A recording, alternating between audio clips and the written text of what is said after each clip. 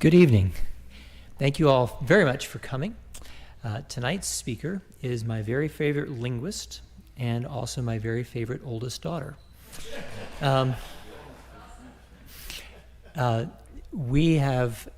and I have enjoyed talking languages many, many times, and through her undergraduate, she has far surpassed my knowledge.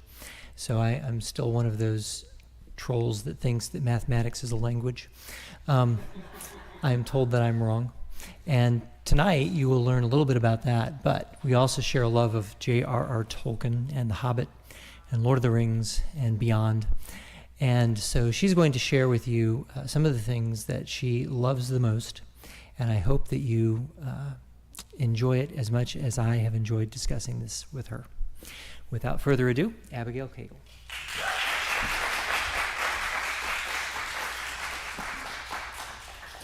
Hi, thanks, Dad. As he said, I've just graduated from William & Mary with a degree in linguistics, and I largely have J.R.R. Tolkien to thank for getting me into linguistics. When I was about 5 or 7, or I forget the age, my dad read The Hobbit to me and my sister. It was a big book with pictures from the Rankin and Bass cartoon, complete with literally green-skinned elves, and a golem who sat on a rock like a frog. I was hooked. My dad read some of Tolkien's shorter stories, like Smith of Wootton Major and Farmer Giles of Ham to me, and then began reading The Lord of the Rings aloud at dinner. It was incredible. And what was more, there were languages in it. So just when the prose was the most beautiful, these elven languages flamed up, lovely and mysterious. So it's difficult to describe how profound an impression they made on me. In high school, I started looking at Tolkien through a scholarly lens and began looking at his process in making languages. Though I do want to add a disclaimer, I am by no means a Tolkien scholar nor a Tolkien language expert, so if anyone here or anyone watching has any corrections, I'd be more than happy to learn from you guys. That being said, I'm going to throw a whole lot of names and weird elvish words at you. Don't worry about remembering them.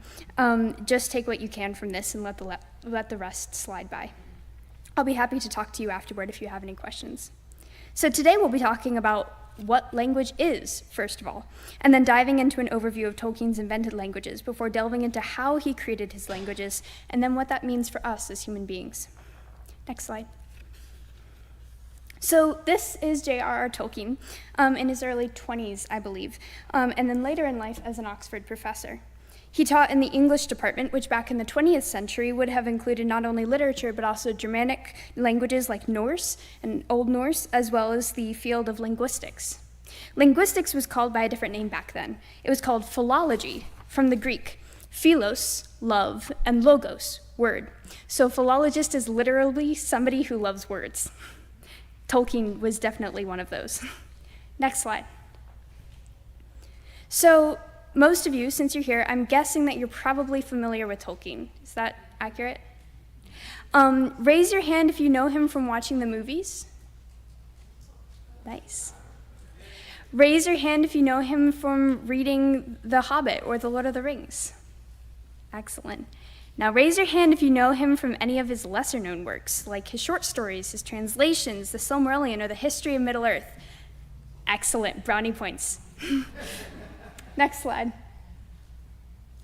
So this is a picture of Sarehole Mill, which is in the neighborhood where Tolkien grew up.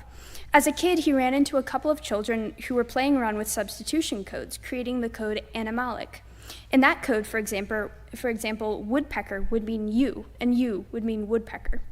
Later, those children and Tolkien worked to create a basic invented language, which they called Nevbosh, meaning new nonsense. I suppose that the old nonsense was probably Animalic. It wasn't until, however, he got to college that Tolkien seriously worked on a language. He called this language Nafarin and modeled it after Latin and Spanish, both of which were languages that he enjoyed. This kind of invented language, based off of an existing language, is called an a posteriori language. However, Tolkien also created languages which were not based off of existing languages, even if they drew heavily from them. These kinds of languages are called a priori languages. And these are the languages that we know and love from The Lord of the Rings and the Silmarillion: Sindarin, Quenya, Black Speech, Dwarvish, Khuzdul, and so many, many more. Next slide. But what is language? Before we dive into Tolkien's languages, I want to take a minute to talk about that.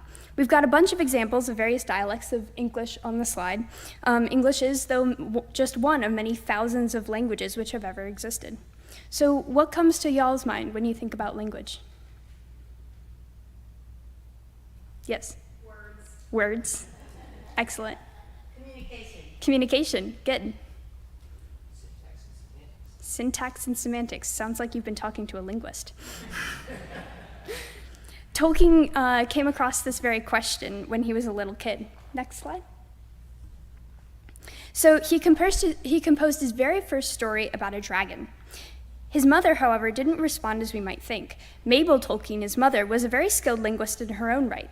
And she didn't say, "Oh, well done, Ronald, that's a fascinating story," and just leave it there, as any of us might have done. Instead, she pointed out to Tolkien that he had switched up the order of the words great and green before dragon. So, next slide. I'll ask you which it is. Is it a green great dragon or, next slide, a great green dragon? Properly, great green dragon. Why is that? That's fair. Why is it great green dragon? Y'all are correct, by the way. The size? Okay. There is an order to adjectives both in English and other languages like Spanish. Cool. Good. So we may have a ready answer, but some of you may have answered without sort of knowing exactly why it is. It just feels right. Does that feel correct? Yeah, I'm seeing nodding. We know it, but we couldn't really tell you why. Or you might be able to tell you why, but that's based off of things that you've heard from grammar books or something like that. But it's just encoded in our brains. Tolkien was so puzzled by this that he reportedly swore off writing stories until he could figure out why it was a great green dragon instead of a green great dragon. And this brought him into the world of linguistics, or philology as it was called at the time. Next slide. So, as my linguistics professors are fond of saying, language is not just a bucket of words. Babies don't learn language by picking up words and stringing them together. Instead, every human is born with the potential to learn any language, signed or spoken. As they hear the language or languages that people are speaking around them, their brains automatically start working out the rules behind those languages and internalizing them, making them their own so that they can use them and play with them. Now, because you don't just plop down an English grammar book in front of your baby and have them learn it that way, they learn it naturally. But they're going to have slightly different grammars every generation because of that. So this is why I can speak Old English. That's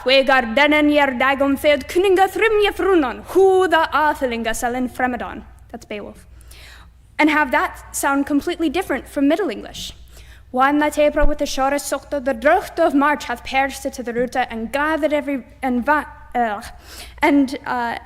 gathered every vein in switch liquor of which virtue engendered is the flower. That's Chaucer. And then that sounds completely different from early modern English. All that glisters is not gold. Often have you heard that told. Many a man his life hath sold, but my outside to behold. That's Shakespeare. Which sounds completely different from our modern English. Leaving behind nights of terror and fear, I rise. Into a daybreak that's wondrously clear, I rise. That's Maya Angelou. So language is not just a bucket of words. Instead, it's, next slide, it's hierarchical. So remember, with anguish or joy, I don't know, diagramming sentences in middle school. Next slide. Then this would probably look very familiar to all of you. Next slide. So if you turn it on its side, it turns out that you get, next slide, something that looks pretty similar to a tree. And this is how linguists approach language. We get paid to diagram sentences. It would take way too much space for us to remember, okay, the goes before the Hobbit, and the Hobbit goes before 8, and the 8 goes before second if I'm putting breakfast after it. But if I wanted to put furry toad, then I would have to put that before Hobbit. No, that would take up way too much space in our brains. Instead, our brains are smart, and they group sections of sentences together. Nouns and articles get grouped together into a noun phrase. So you have a noun phrase, the Hobbit, with the article the and the noun Hobbit. And they put that in front of the verb phrase. 8 second breakfast. It has a verb, 8, and it has how you're eating it, or what you're eating, second breakfast. So this is language hierarchy. Next slide. Sorry, next slide. Language is also rule governed. It's governed by rules. Contrary to popular belief, every single language and dialect, whether signed or spoken, has logical grammar rules which our brains naturally pick up on and adopt as babies. It allows us to create new words. Even though curiouser was not, I don't think, a word before Lewis Carroll used it, he knew that in British English, you would add to the end of a word to make it a comparative, to say that it was more than something. So if you tack onto curious, you're going to get curiouser, more curious. And that's how you can invent new words in English. Wonderland really is curiouser and curiouser. There are also rules which govern sounds. So you'll hear a bit of a Pennsylvania accent when I talk, courtesy of my mom and also my grandparents. And so when I say, don't turn the water cold, I'm gonna wash this pan, you might hear a little bit of a rule called R intrusion. If I say worsh, I often get laughed at by my flatmates because of that. The back vowel has an R that goes and moseys its way in between that and the following sh, warsh, instead of wash.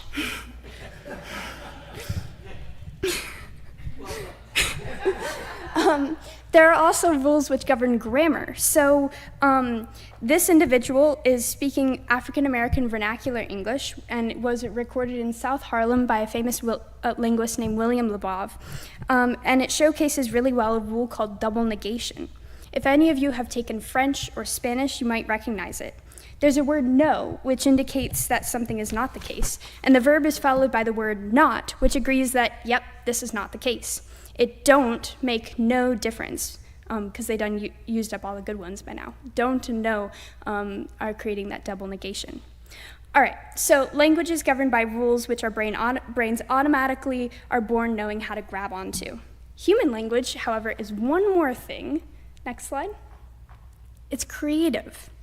We can come up with new words for our language. Raise your hand if you've ever used the words FOMO or low-key.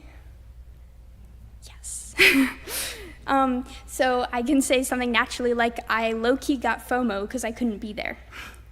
We can also take old words and give them a new use. So we can take the verb like and turn it into a discourse marker, as in, and I was like, dang, she's gonna like blow her top. One of my professors actually did her master's thesis on the word like. We can also come up with new grammar. In the past, I might have said, ouch, it looks like this poor bird was gotten by a car. Now we can say, with perfect clarity to those who speak our dialect, ouch, looks like this poor bird got gotten. We have a whole new way to talk about the past tense. So language is really productive in all of these teeny tiny ways, which put together make the difference between, say, American English and British English, or modern English and Old English. But it's also creative in another sense. We can talk about things that aren't right in front of us. I can talk about things in the past and in the future, or talk about hypothetical things which may never come to pass, or talk about things which may have never come to pass in the future, but might have in the past something may have happened. I can also talk about things that only exist in the imagination. In a hole in the ground, there lived a hobbit. What was a hobbit? Tolkien didn't know when he wrote that on the back of an exam paper that he was tired of grading. So he wrote a whole book to find out. So just to recap, human language, different from animal, coding, and mathematical languages, is hierarchical, rule-governed, and creative. With that in mind, let's turn to Tolkien's own invented languages, which is actually the reason why you're here. Next slide. So a really common question that I often get asked is, how many languages did Tolkien create? And the website Artalambion has a really good answer to this. If you mean how many completely functioning languages that we can converse in and learn as a native language or translate texts into, the answer is 0. Languages have tens, if not thousands, if not hundreds of thousands of words in their lexicon. Quenya, Tolkien's most complete language, has a few thousand words. Tolkien created fragments of languages, not whole languages. But if you talk about fleshed out sketches of grammar of languages paired with a mythology, then Tolkien created 2, Quenya and Sindarin. But if you talk about languages that he has any sorts of fragments for, then Tolkien created about a dozen. And if you talk about any language which he ever mentioned, then he created about 20. Next slide. All of his languages, though, he worked on throughout his whole life, so that none of them are in finished form, and scholars are often finding new notes of his which changes the final form of the language which they thought he had in mind when he died. It's actually slightly annoying, because in the movies they have one version of Sindarin, which has the negation oo, but there's a note that they found a few years back that where Tolkien wrote, "I think I'll change the negative." And the people who were producing the movie went, "Oh, of course." So nevertheless, Tolkien completely revolutionized the idea of constructed languages, or conlanging as it's known in conlanging circles. He can quite rightfully be dubbed the grandfather of conlanging. We'll go through his 2 most fleshed out languages, Quenya and Sindarin, which are both elven languages, and then chat a bit about some of his other languages. Next slide. So, Quenya, who has heard about it? Awesome. It's mostly used in the Silmarillion, which is the prequel to The Lord of the Rings, but it shows up a bit when the Elf Queen Galadriel in the book and Enya in the movies sings the farewell to the Fellowship as they leave her realm, Lothlorien, to boat down the river towards Mordor. And the reason she sings in Quenya rather than in Sindarin like the rest of the elves normally use is because she is what's called a Noldor elf. If you think of groups of elves like people groups in human history, then you'll get along very well. When the world of Ea was first created, of which Middle-earth is a small part, the elves woke up in a starlit land across the sea in the far east. They traveled a long way westward, but groups of elves kept breaking off because they loved the lands that they were walking through and wanted to stay there, or because they were frightened of the possibility of traveling through the mountains. So by the time the elves get across the sea to the western lands, there are quite a few groups of elves living in various places across the world. And all of these different groups of elves are called different names, and they all speak different languages. So the Noldor and the Vanyar elves are the ones who made it all the way across the sea to the western lands. You can see some of the Vanyar elves on the right, and some of the Noldor elves on the bottom left. So remember how I said that language change happens over time and generations? Well, it turns out that when different generations go their separate ways, and their languages become more different from each other. So the Noldor and the Vanyar elves, because they were rather isolated from the other elves across the sea, started speaking a different language altogether, and this language was Quenya. However, things weren't all strawberries and sunshine across the sea.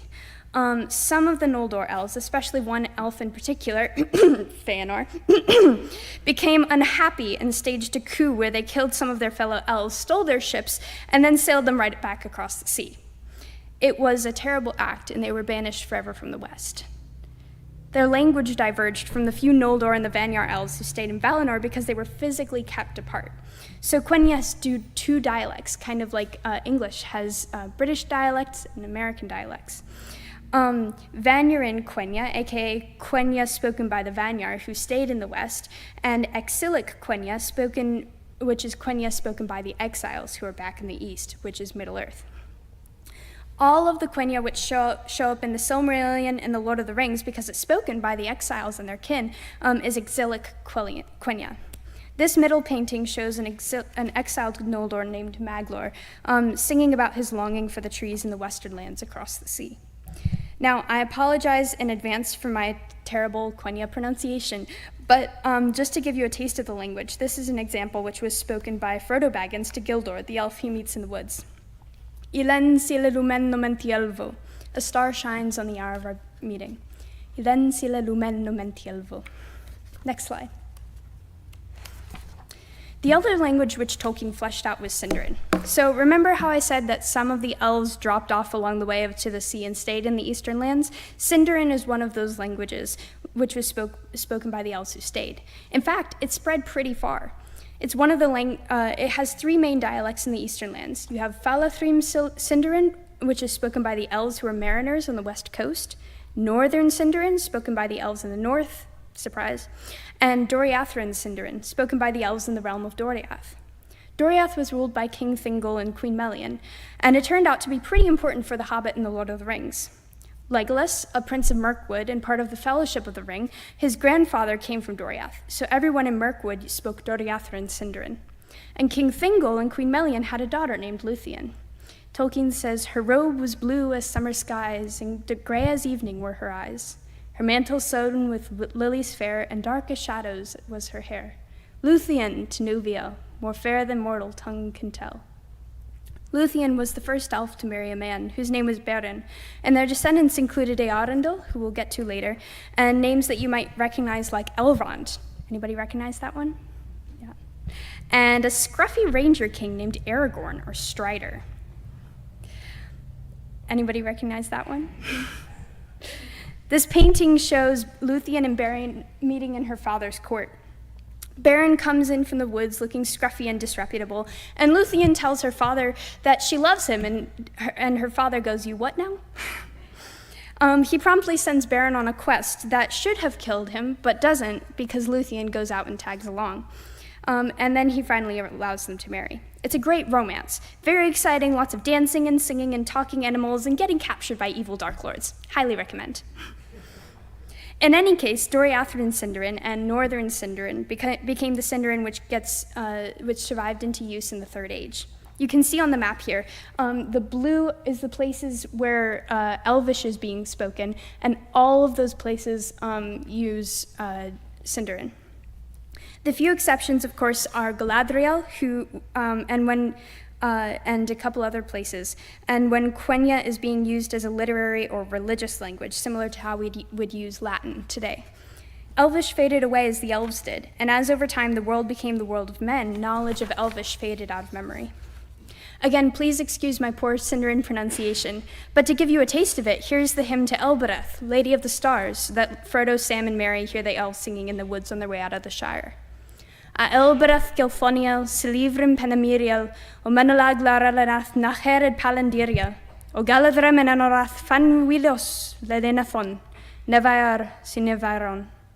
O Elbereth Starkindler, white glittering slants down sparkling like jewels from the firmament, the glory of the stars. To remote distance far, having gazed from the tree-tangled middlelands Fanuilos, to thee I chant, on this side of the ocean, here on this side of the great ocean. Next slide. So I mentioned that there were other, yes? Was the text that you just read, did he use caesura, like Old English poem? No, this one doesn't have any caesura. I actually don't know that any of his Elvish texts use caesura. He occasionally would use Elvish scripts to write in Old English, and presumably he would have used caesura there, but that was Old English language, not Elvish. But good question. So I mentioned that there were other languages that elves spoke, and here's a glimpse of the more or less final version of the Elvish language family tree. Languages are related to each other, similar to how we relate to our own families.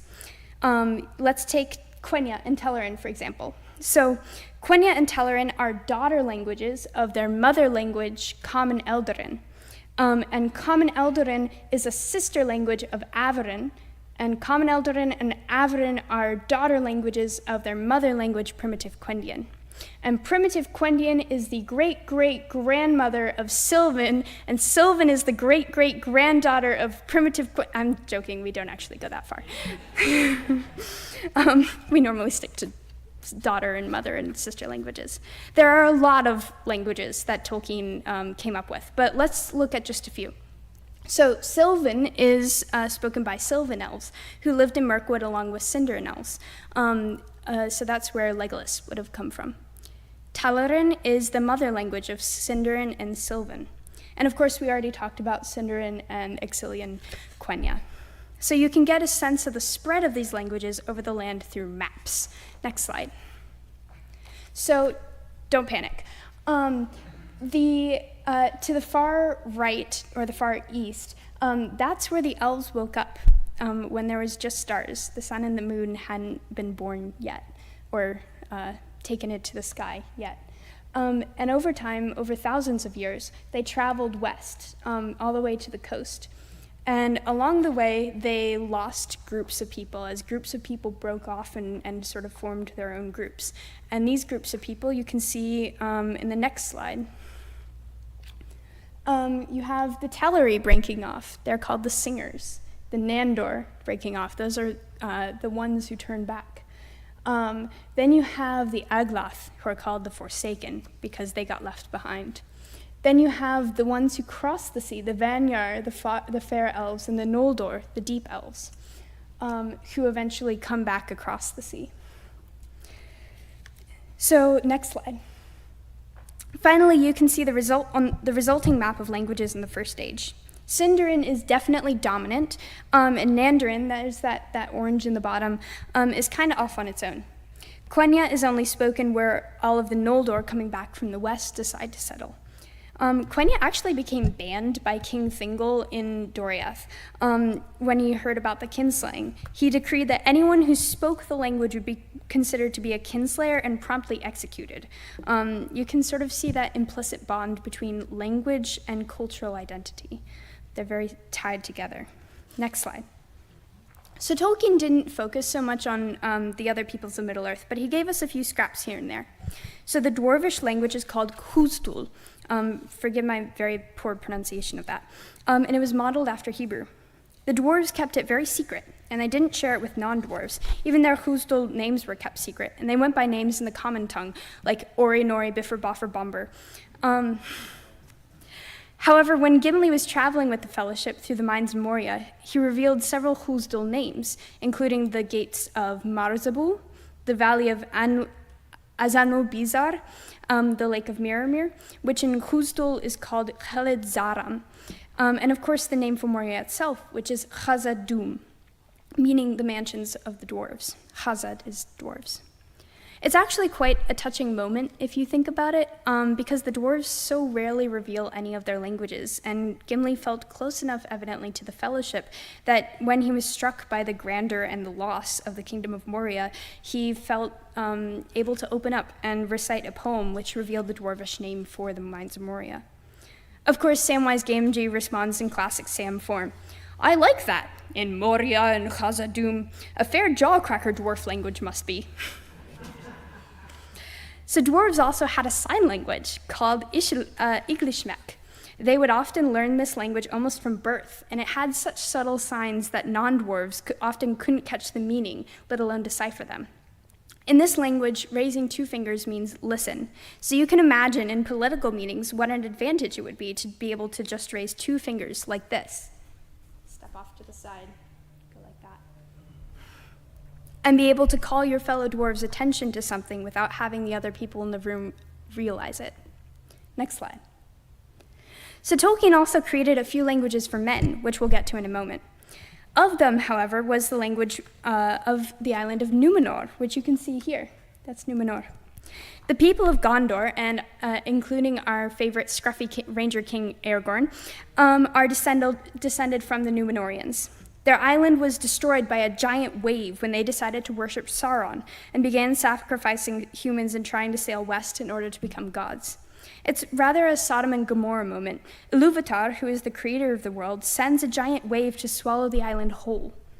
Only some people escape on white ships, and they run ashore on Middle-earth and form the kingdoms of Gondor and Anor.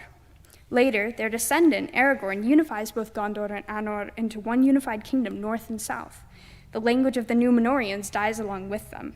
Most of the good kings used Quenya in any case, and most of Middle-earth uses the common tongue by the Third Age. Next slide.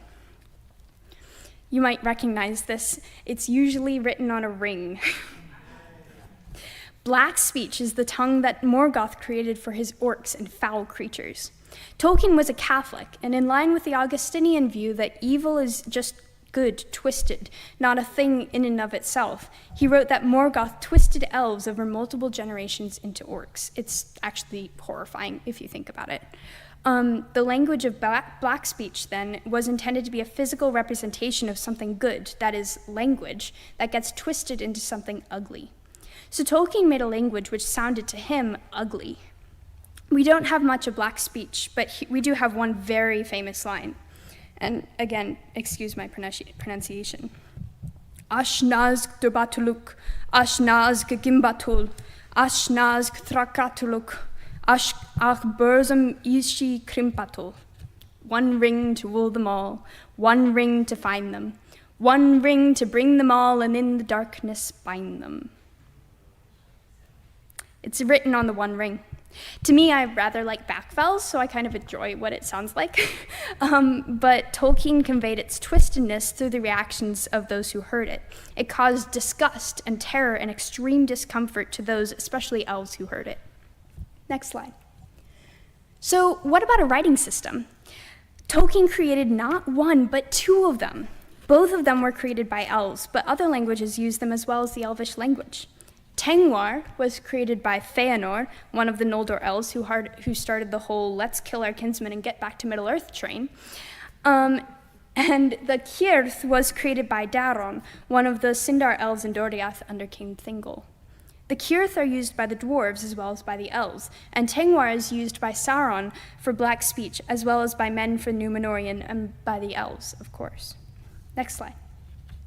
Here we've got a few examples, all in different languages, of different uses of the Elvish scripts. In the top, you've got black speech, that Ashnazg poem that we just heard. That's Tengwar. On the right, we've got Sindarin, also using Tengwar, though a different mode of it, since it's a different language. And on the bottom left, you've got Huzdul, Dwarvish, in the Cirth. Now, I have left out a rather major people group of Middle-earth. Can anybody tell me who? The hobbits. Next slide. But what about hobbits is precious? That's what Gollum asks, anyway. Well, Tolkien did a rather neat thing for hobbits and other Mannish languages like Rohirric. They all speak Westron, which is the common language of Middle-earth in the Third Age. The Rohirrim speak Rohirric, which is a mother language to Westron, and the Dwarvish names like Ori, Nori, Owen, and Glóin are names in a related sister language to Westron. Well, if Tolkien wrote the whole book in Westron, nobody would read it. So instead, he comes up with a system. Westron is represented by modern British English, and the Rohirric language is represented by Old English, and the sister languages used for the names of the dwarves are represented by sister languages of Old English, Old Norse, basically. Tolkien writes as if he's translating The Hobbit and The Lord of the Rings from a text written in Westron. His role in this very meta setup is a translator, not an author. So it adds 3 layers of realism to his world. The relationship between Westron and the related languages, represented by the relationship between English, Old English, and Old Norse. And then Tolkien's own role as translator, not author. This even allows some of his drafts to be incorporated as corrupted texts or mistranslations. It's actually, really brilliant. Next slide. So how did Tolkien create his languages? I've just dumped a whole bunch of information on you. So let's organize it a little bit and get to the important question. How do you create a language? Let alone several. Next slide.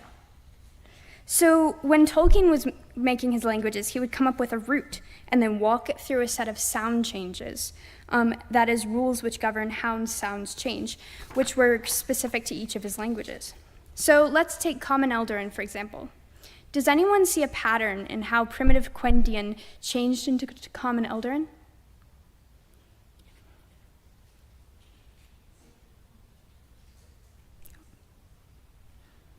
Yeah, it's tiny, sorry. We have Quene, person, changes into Quen, person or one, and then Dere, walk or go or proceed or travel, changes into Del, walk, go, proceed, travel. Yeah. Is it the vowels? Something related to the vowels, yeah. We drop the E off from Quene to Quen, And then dele to del, we drop that final E off.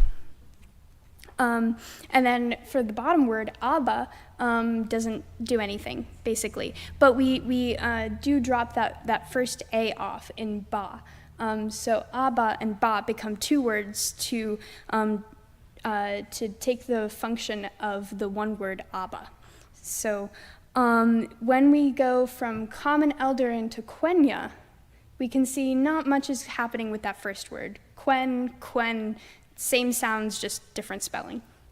However, when we go to Lelia, this one's a bit tricky. I didn't know it until I saw what Tolkien wrote. So Del changed to, or Delia in primitive Quendian changed to Delia in Common Eldarin, which changed to Ledia in like Proto-Quenya, which changed to Lelia. It's weird. And then Abba changes to Ava. So that's a process called fricativization. Abba, Ava. You can sort of hear that it's getting softened, or lenited is what linguists would call it. Abba, Ava. So from Common Eldarin to Common Tellerin, you can see Quen to Pen. That's a bit what's happening in that first word. This is called I'm not certain because I haven't gotten a hold of Tolkien's notes for this, but I believe it's assimilation, where the stop k in the back of the throat moves closer to the final sound n, making pen. So pen instead of quen. It's a little easier to say. In the second word, any guesses as to what's happening? Is it reaching all the way back? Mm-hmm.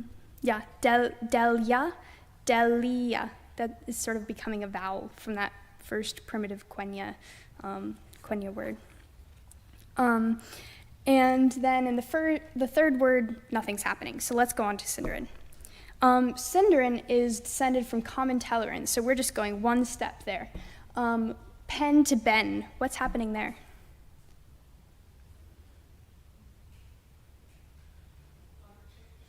The letter is getting harder. Yeah, pen to ben.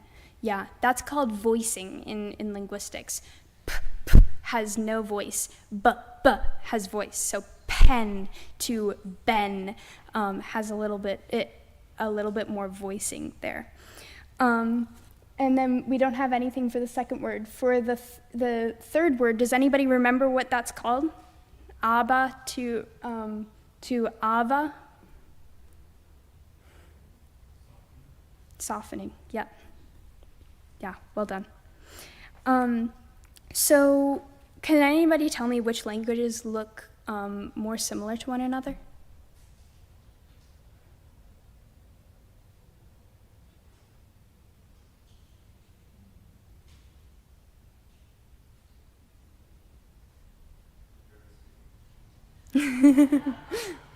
Yeah. Is it the primitive and the common? Yeah. Yeah, those two look very similar to each other. You'll also notice that Common Tellerin and Sindarin look very similar to each other. And Quenya is sort of doing its own thing. We don't know what Quenya is doing. So next slide. So that matches up with the Elvish family tree. We find that, yep, primitive Quendian and Common Eldarin are pretty close, with Quenya sort of forming its own little branch, and we don't know what it's doing, and it can go off and do its own thing.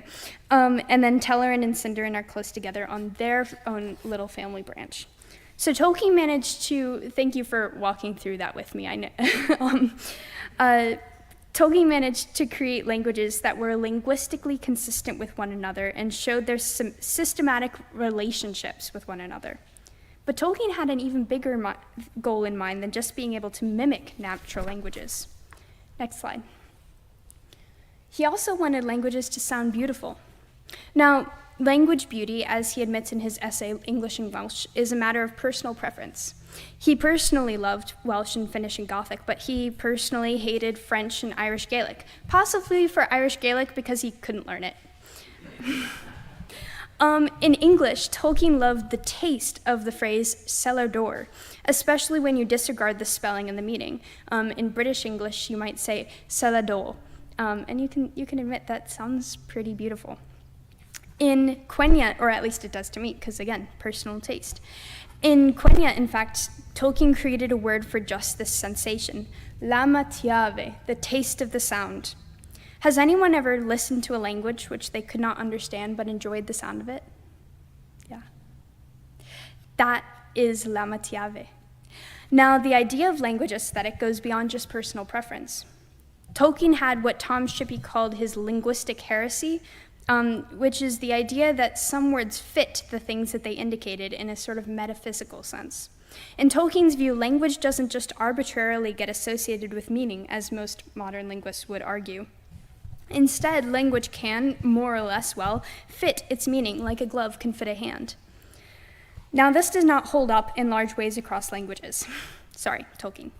But there are some sounds in languages which universally follow patterns in meaning. For example, sometimes sounds bring to mind certain shapes over others. Kiki, for example, has been shown in studies to cross-linguistically bring pointy shapes to mind, whereas bobo has been shown across languages to bring sort of rounder shapes to mind. Similarly, words with onomatopoeia, like or chug chug, they often get associated with what they sound like. Cheep cheep, for example. But it's probably good to take a moment here to say a word about what Tolkien was not doing, for fear of mixing things up.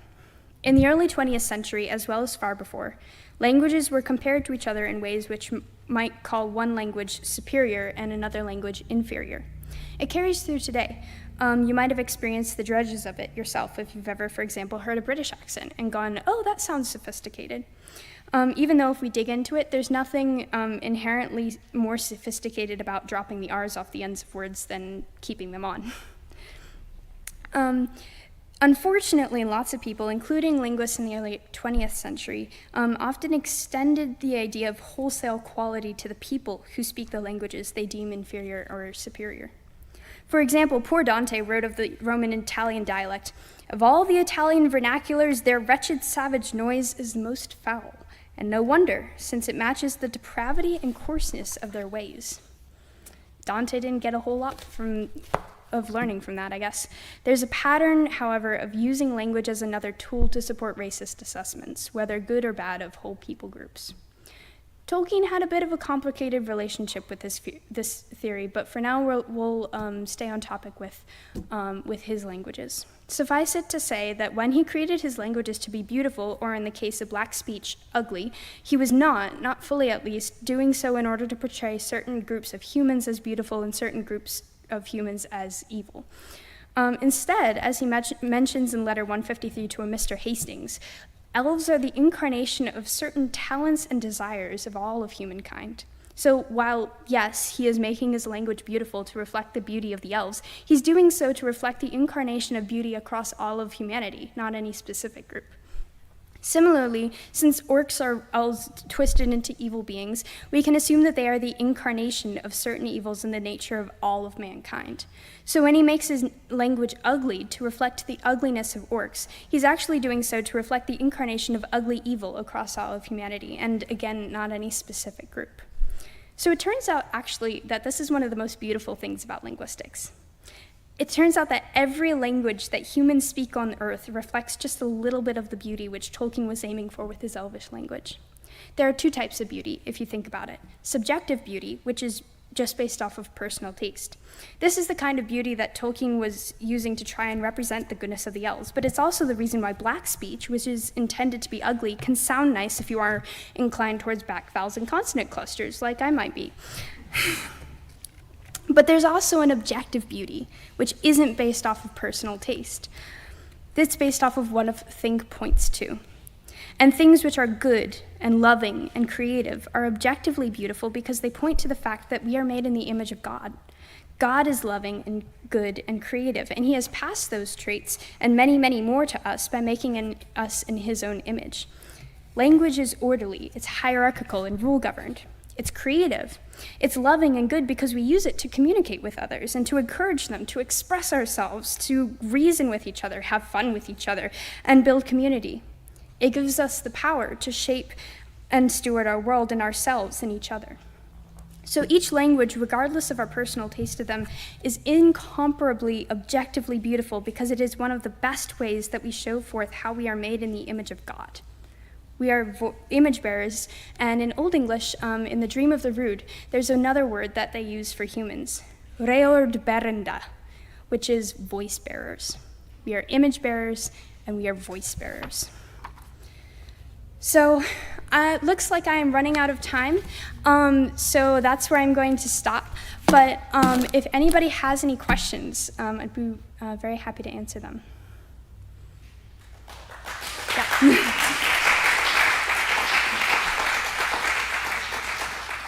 Yeah.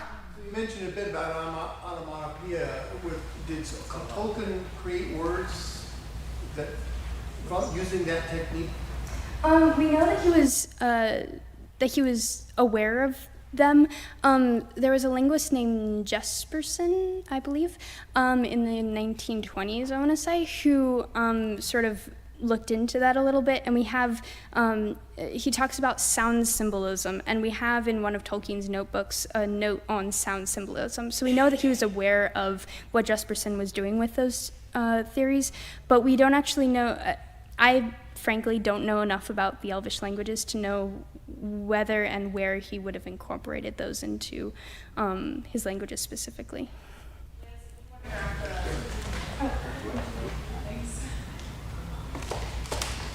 So, one question for you. In your research, did you find, in your research, did you find that Old Norse or P Celtic or Q Celtic or other older languages influenced his development of the Elvish language more than the other? Yes, so if you go to the next slide. I was informed that I was only supposed to take up 45 minutes, and I went to 50 with this. So we're, yeah, so if anybody wants, cool. So yes, the answer is yes. So this is one of the examples with Welsh. Tolkien wrote that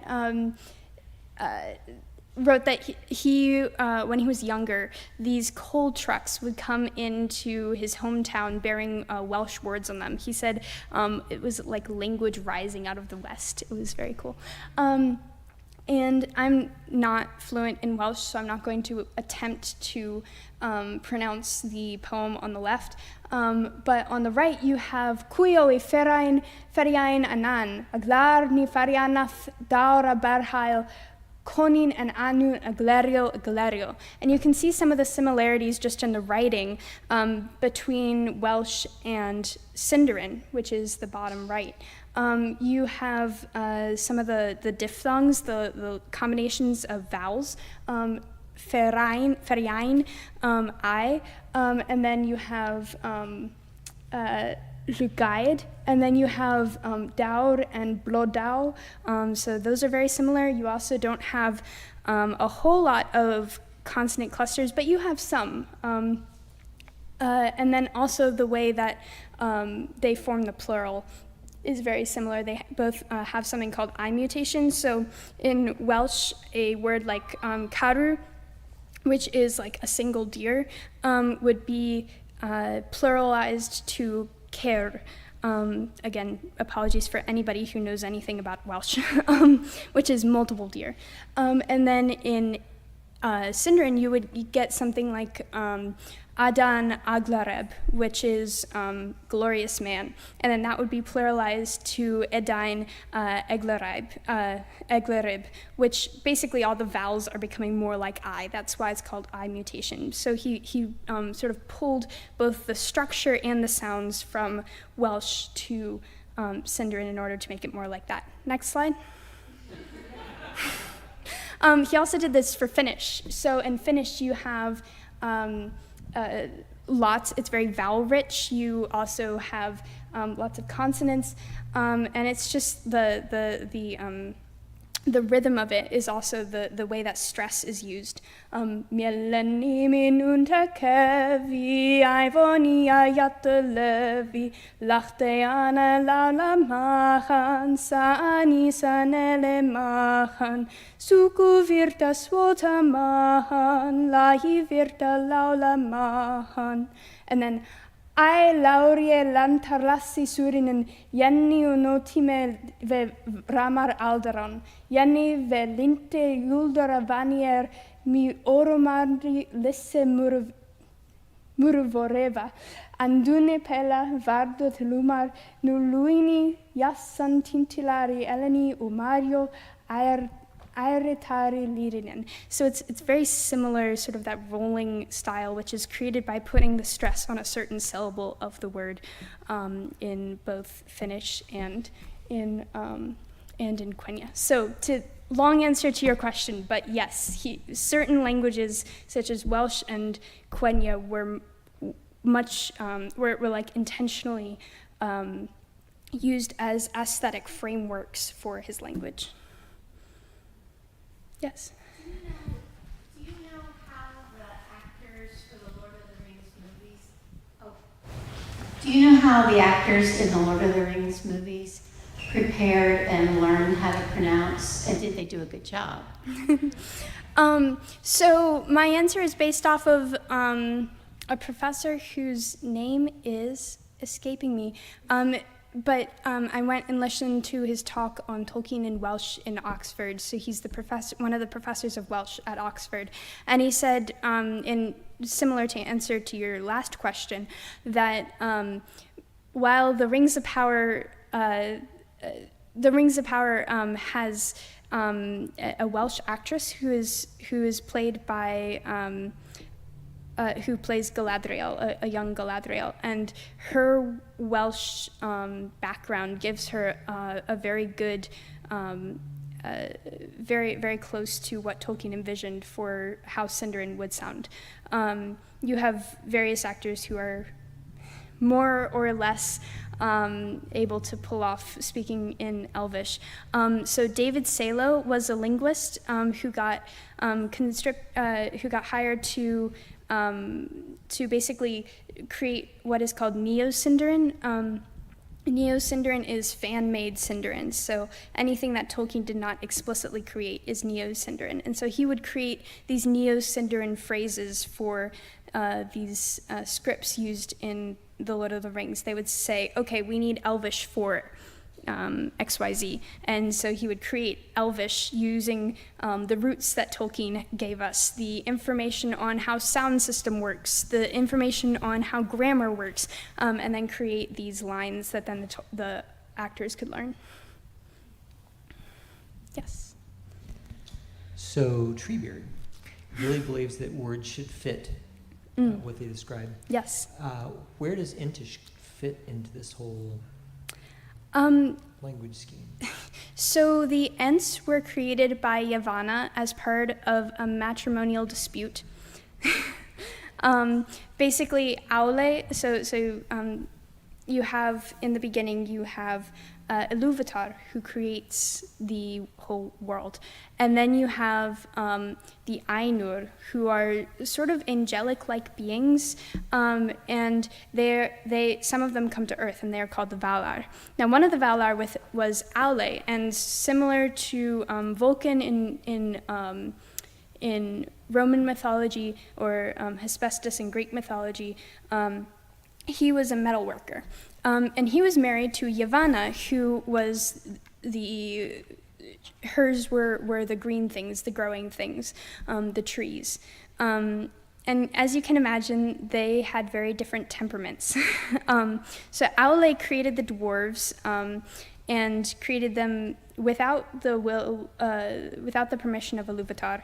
And Ilúvatar ordered him to destroy the dwarves, and he agreed. It's actually quite very much like an Abraham and Isaac moment, because Ilúvatar, seeing that he was willing to destroy what he had created, basically that he wasn't possessive of them, said, all right, they will be alive. I will imbue them with the spirit so that they can be alive on their own, because until now, Aule had basically made them so that whenever his thought was focused on them, then they would be up and moving around. But when he wasn't, then they were just sort of still.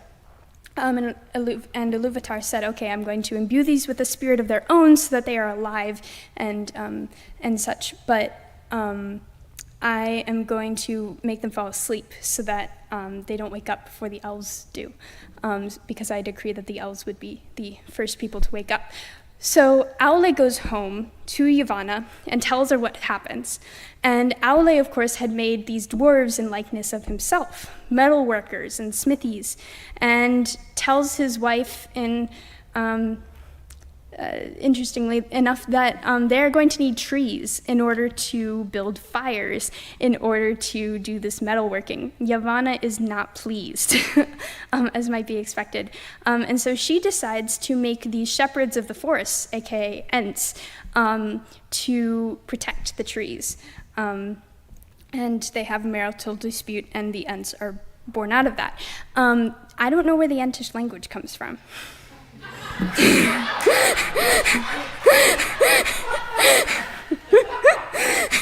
Is the long answer to that. Yes. Oh, sorry.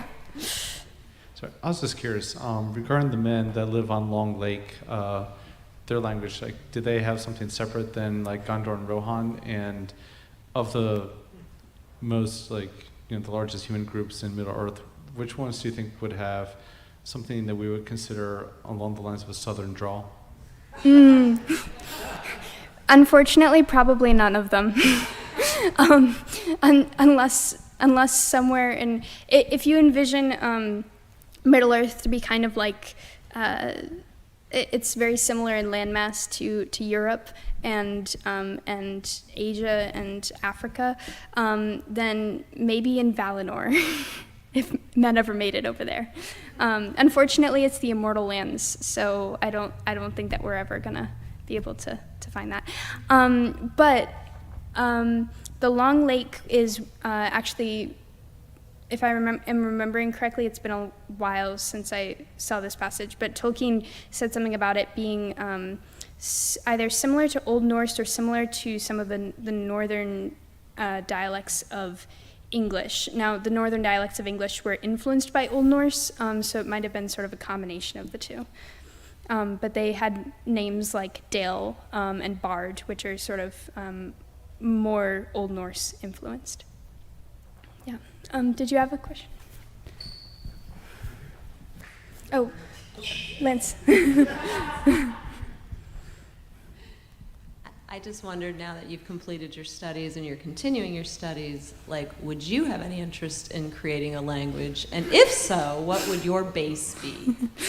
Yeah, I actually am creating a language. A couple weeks ago, I redid the sound systems, so it's sort of in shambles right now.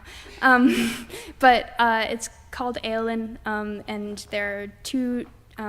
There's a proto-language that it comes out of, which was spoken sort of in the first era of everything going down, and then you have influences, of course, from other languages and various dialects as it gets taken out across the world, and then you have sort of 3 dialects of it left by the time the story happens.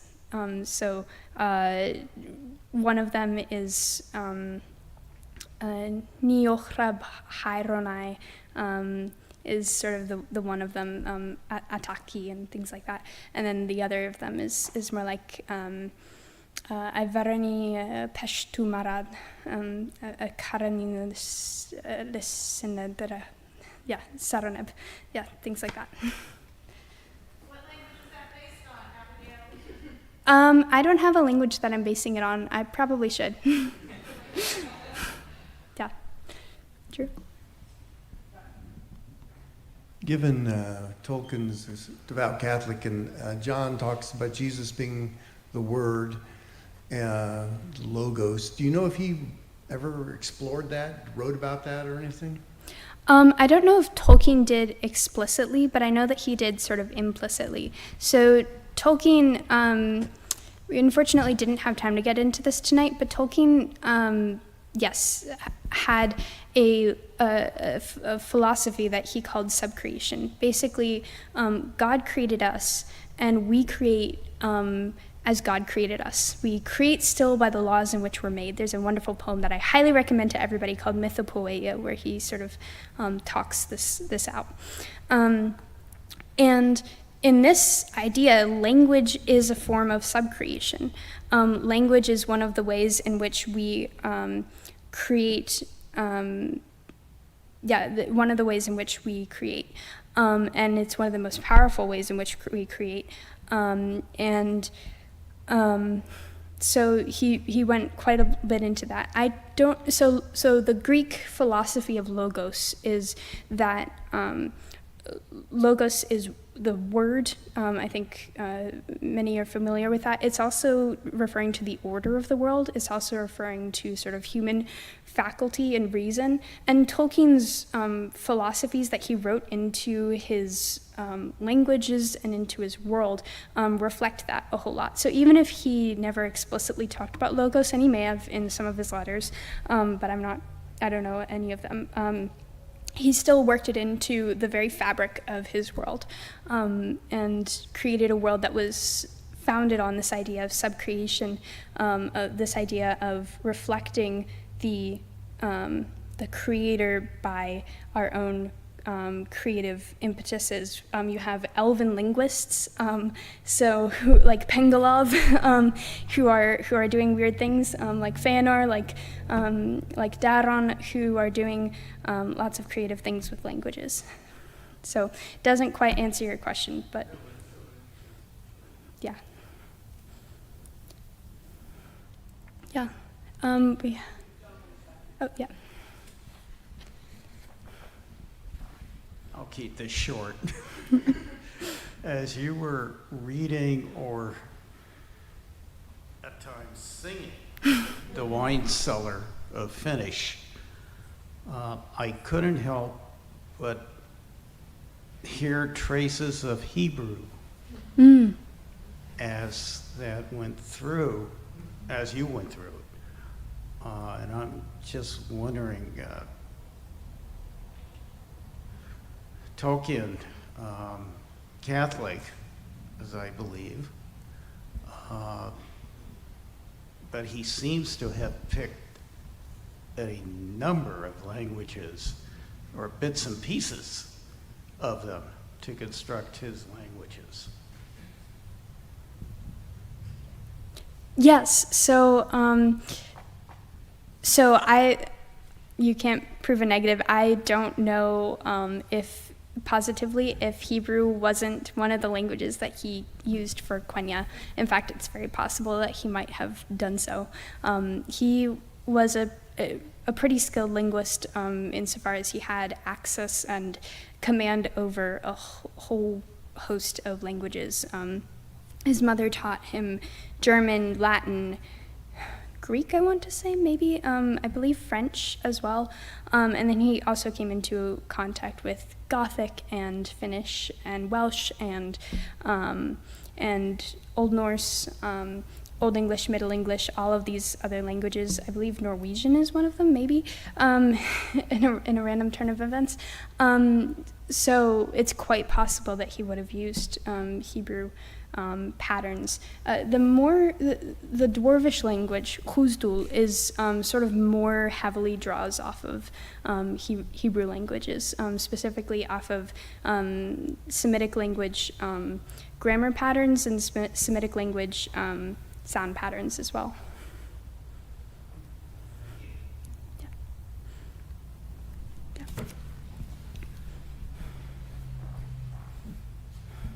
First of all, I just wanted to say that Drew and I know a Presbyterian minister who believes that we will all be speaking Welsh in heaven. And Is he Welsh? He is Welsh. He is Welsh. And we've heard him recite the 23rd Psalm in Welsh, and it was beautiful. That's awesome. And my friend here would like to know if you have any more slides. I do, in fact. If you can click to the next slide. So I was going to talk about Eärendil. How much time do y'all have? I'm seeing some grimaces. So I was going to talk about Eärendil. Next slide. Yep. I was going to talk about the shibboleth of Feanor, which, if anybody knows does anybody know what a shibboleth is? Okay. For those of you who don't, a shibboleth is basically where you use something often linguistic to as sort of a marker for somebody else. In the Bible, it was lisping or something like that. Sibboleth versus shibboleth. Where depending on how you pronounce sibboleth or shibboleth, they would be able to tell, oh, you're one of us, or oh, you're an enemy, and then would be able to exclude spies from their camp as a result of that. And Feanor went on a mini. Sorry, I'm Feanor bashing because he deserves it. But Feanor went on a mini rampage because his mother's name was Therende, and the Quenya elves decided to switch from Th to S, which means that his mother, who died, would have been called Serende. And Feanor was quite distraught over his mother's death, and so he went on a mini rampage because of this. Next slide. Then we were also going to talk about Ea and Iluvatar incorporating external philosophy into ideas of subcreation, and Iluvatar, Vatar sounds a whole lot like German father, Vatar, but Iluvatar means the one, so it's sort of a bit of a meta thing there. And then next slide. We were going to talk about Estel and Amdir. Amdir being hope that has no real reference. So I hope that it'll rain tomorrow. Might rain, might not. It's sort of like looking up. Whereas Estel is hope that is founded on something solid. I have hope that we will meet beyond the circles of the world, is I believe what Aragorn says to Arwen when he's dying. So yeah, that's most of the slides I had. Yeah. And yes, that's it. Thank you.